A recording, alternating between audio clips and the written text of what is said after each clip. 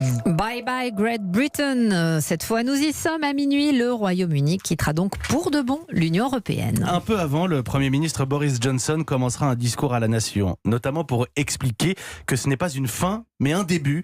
Parmi les innombrables questions que pose ce Brexit, il y a la situation des Français. Oui, ils sont environ 300 000 et s'inquiètent bien sûr de l'avenir. Beaucoup ont choisi de rester. Rencontre à Londres, au micro de Johanna Chabas. Florence vit à Londres depuis 20 ans. Elle y a un travail, des amis, 3 enfants élevés ici.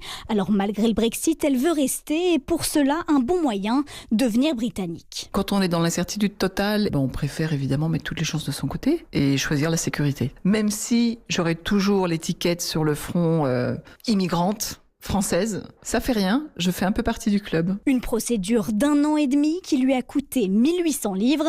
Les Français qui veulent rester et garder les mêmes droits qu'avant le Brexit peuvent aussi opter pour le Settled Status, un statut de résident permanent pour ceux qui ont séjourné plus de 5 ans sur le territoire. 104 000 Français l'ont choisi, comme Vincent, trader.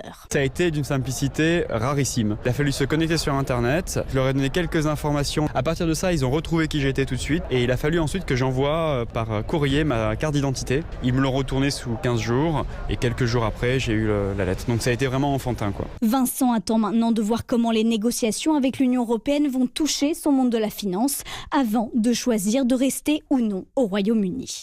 Londres, Johanna Chabas, Europe 1.